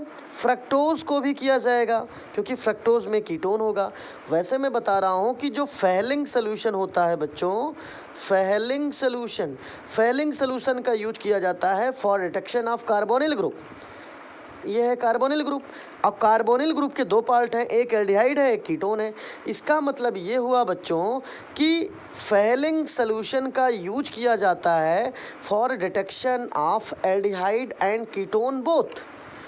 तो फेलिंग सोल्यूशन का यूज किया जाता है एल्डिहाइड एंड कीटोन दोनों फंक्शनल ग्रुप को डिटेक्ट करने के लिए। तो देखिए किसमें दोनों प्रेजेंट हैं, आंसर अपने आप आ जाएगा, क्योंकि जो वेनेडिक्ट सोल्यूशन है वो फेलिंग सोल्यूशन की तरह वर्क करता है। जो फेलिंग सोल्यूशन मतलब कहने का सेंस ये हुआ बच्चों कि जो हम फेलिंग सोल्यूशन का जिस टेस्ट में यूज करेंगे उसी टेस्ट में हम बेनेडिक्ट सोल्यूशन का भी यूज कर सकते हैं। कह रहा है कि Benedict solution is similar to Fehling solution. Benedict solution Fehling solution की तरह ही है, तो फेलिंग सोल्यूशन का यूज करते हैं to detection of aldehyde and ketone. तो देखो जिसमें एल्डिहाइड कीटोन होगा वो फेलिंग सोल्यूशन होगा, वो बेनेडिक्ट सोल्यूशन को फॉलो करेगा, जिसमें नहीं होगा वो नहीं फॉलो करेगा। चलिए देखते हैं भाई, एल्डिहाइड है तो एल्डिहाइड तो भाई करता है, क्योंकि फेलिंग सोल्यूशन में एल्डिहाइड का टेस्ट होता है, तो इसलिए ये माना जाएगा सही है। ये जो है करेगा फेलिंग सोल्यूशन के साथ, तो बेनेडिक्ट के साथ भी करेगा। फ्रक्टोज में कीटोनिक ग्रुप होता है, फ्रक्टोज बच्चों देखते रहिए, फ्रक्टोज जो है इसमें कीटोनिक ग्रुप होता है। कौन ग्रुप होता है? कीटोनिक ग्रुप फ्रक्टोज में कीटोनिक ग्रुप होता है, तो इसमें भी करेगा भाई फेलिंग, तो बेनेडिक्ट भी करेगा।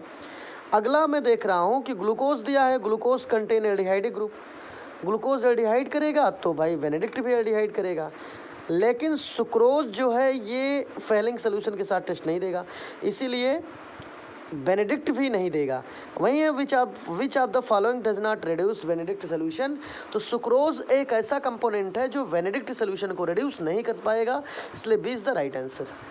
क्वेश्चन नंबर 26 पे हम चलते हैं बच्चों। क्वेश्चन नंबर 26 को आप देखिए अच्छे से। Which of the following pair give positive Tollens test. निम्नलिखित में से कौन पेयर पॉजिटिव टॉलेंट टेस्ट दे सकता है? तो जिसमें ग्लूकोज या फ्रक्टोज होगा, एल्डिहाइड या कीटोन, ठीक है, वो देगा। तो भाई ग्लूकोज एंड सुक्रोज, तो ग्लूकोज देगा तो, लेकिन ये देखो एक सुक्रोज आ गया, ये देने में दिक्कत कर देगा। दूसरे में है ग्लूकोज है, फ्रक्टोज है, तो भाई ग्लूकोज भी देगा पॉजिटिव टॉलेंट टेस्ट, और फ्रक्टोज भी पॉजिटिव टॉलेंट टेस्ट देगा। तो बी आपका सही चल रहा है अभी। और आगे देखते हैं हम लोग। हेक्सानल है, एसिटोफेनॉन है, तो भाई हेक्सानल इसमें एल्डिहाइड तो है, और एसिटोफेनॉन तो थोड़ा बल्कि ग्रुप है, ये दे सकता है लेकिन थोड़ा बल्कि है। सी में है फ्रक्टोज और सुक्रोज, तो सुक्रोज फिर नहीं देगा, फ्रक्टोज दे देगा। इसीलिए बच्चों positive Tollens test aldehyde and ketone दोनों देते हैं। Aldehyde contain glucose, glucose aldehyde है, फ्रक्टोज कीटोन है, तो ये एल्डिहाइड है, ये कीटोन है, तो पॉजिटिव टॉलेंट टेस्ट एल्डिहाइड भी देगा, कीटोन भी देगा। इसलिए आपका option B is the right answer, B सही है। क्वेश्चन नंबर चलिए 27 पर। 27 है द कार्बोहाइड्रेट, 7 पे देखिएगा, the carbohydrates which does not give a red precipitate on treatment with Fehling solution. बहुत बढ़िया क्वेश्चन, इसको हमने शुरू में पढ़ा था। क्वेश्चन कह रहा था carbohydrate which does not give red precipitate, Fehling solution के साथ रेड प्रेसिपिटेट नहीं देता है, वो कौन सा कार्बोहाइड्रेट है? तो बेटा माल्टोज जो होता है ये फेलिंग सोल्यूशन के साथ रेड प्रेसिपिटेट देता है, ग्लूकोज भी फेलिंग सोल्यूशन के साथ रेड प्रेसिपिटेट देगा, लैक्टोज भी फेलिंग सोल्यूशन के साथ रेड प्रेसिपिटेट देगा, लेकिन सुक्रोज, अच्छे से रट लो, सुक्रोज जो होता है, सुक्रोज भी एक कार्बो, देखो इसमें जितने हैं सभी कार्बोहाइड्रेट हैं। मैंने बताया कि जितने शुगर की यूनिट है सभी कार्बोहाइड्रेट होते हैं, ये कार्बोहाइड्रेट, ये भी कार्बोहाइड्रेट, सभी कार्बोहाइड्रेट हैं। लेकिन फेलिंग सोल्यूशन के साथ माल्टोज रेड प्रेसिपिटेट देगा, ग्लूकोज भी देगा, लैक्टोज भी देगा, लेकिन फेलिंग सोल्यूशन के साथ रेड प्रेसिपिटेट सुक्रोज नहीं देता है। इसीलिए बच्चों A is the right answer. A एक ऐसा एक मीन्स हुआ ए में सुक्रोज है, तो सुक्रोज एक ऐसा कार्बोहाइड्रेट है जो फेलिंग सोल्यूशन के साथ जो है रेड प्रेसिपिटेट नहीं शो करेगा।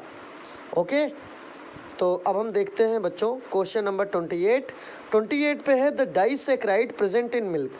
डाइसैकेराइड, कौन सा डाइसैकेराइड मिल्क में प्रेजेंट है? तो मिल्क में बच्चों मालूम है हम लोगों को, मिल्क में लैक्टिक एसिड पाई जाती है, तो लैक्टिक एसिड से ही बना है लैक्टोज। तो लैक्टोज किस में है जल्दी से देख लो, इसमें तो है नहीं, इसमें नहीं है, इसलिए सी में है, तो C lactose. Lactose means lactic acid, lactic acid milk में होता है, तो लैक्टोज एक ऐसा डाइसैकेराइड है जो मिल्क में प्रेजेंट है। 2 क्वेश्चन और मैं इस वीडियो में बताऊंगा। एक 29 पे है, 29 पे है which one of the following statement is not true regarding plus minus lactose. कह रहा है कि कौन सा स्टेटमेंट ट्रू नहीं है प्लस माइनस लैक्टोज के लिए या लैक्टोज के लिए। तो भाई डायरेक्ट आप देख लो बच्चों, डी जो है plus minus lactose is reducing sugar. जो लैक्टोज होता है यह एक रिड्यूसिंग शुगर होता है एंड डज नॉट एक्सिबिट म्यूटेरोटेशन, और इसीलिए म्यूटेरोटेशन को एक्सिबिट नहीं करता है। म्यूटेरोटेशन को जिन बच्चों को कम समझ में आए वो लोग वीडियो को, हमारे जो मैंने बायोमॉलिक्यूल में वीडियो बना रखा है उसमें हमने एक वीडियो अलग से म्यूटेरोटेशन के ऊपर बनाया है और इपीमर के ऊपर बनाया है, तो आप लोग उसको अच्छे से देखेंगे तो समझ में आ जाएगा। ओके, इसीलिए डी ऑप्शन आपका सही होगा। तो एग्जैक्ट आंसर सही है, और इसमें हिंट भी दिया है, C1 carbon number C1 of D glucose is not used in forming the glycosidic linkage between D glucose and D galactose, hence lactose is reducing sugar. इसलिए लैक्टोज एक रिड्यूसिंग शुगर है एंड इट एक्सिबिट म्यूटेरोटेशन, और म्यूटेरोटेशन को show करता है। चलिए question number last पे चलते हैं, 30 पे। क्वेश्चन नंबर 30 पे है, 30 नंबर क्वेश्चन है which one of following does not exhibit the phenomena of mutarotation. कौन सा ऐसा है जो म्यूटेरोटेशन की फिनोमेना को शो नहीं करता है? तो बच्चों म्यूटेरोटेशन के फिनोमेना को लैक्टोज शो करता है, और फ्रक्टोज भी शो करता है, लैक्टोज भी शो करेगा, और माल्टोज भी शो करेगा, लेकिन सुक्रोज नहीं शो करता है। तो बच्चे से तैयार कर लो, वह कौन सा बायोमॉलिक्यूल है, वह कौन सा कार्बोहाइड्रेट है जो म्यूटेरोटेशन की फिनोमेना को नहीं शो करेगा। तो आपका आंसर होगा सर केवल सुक्रोज एक ऐसा कार्बोहाइड्रेट है जो म्यूटेरोटेशन की फिनोमेना को नहीं शो करता है।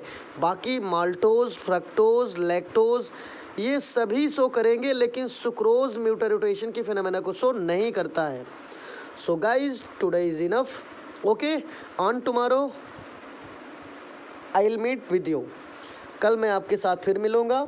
ओके, तब तक के लिए आप सब घर पे रहिए, सुरक्षित रहिए, स्वस्थ रहिए। Okay, thank you for watching my video. और मैं आपको 71 क्वेश्चन MCQ दूंगा। ये पहले वीडियो में आपको 30 क्वेश्चन मिला है, दूसरे वीडियो में आपको पूरा मिल जाएगा। ओके बच्चों, अच्छे से तैयार कर लो और खूब बढ़िया प्रिपरेशन रखो। जो भी दिक्कत हो कमेंट बॉक्स में कमेंट करो, आपको आंसर बता दिया जाएगा। Okay, thank you for watching my video. Okay बच्चों, good luck for all of you.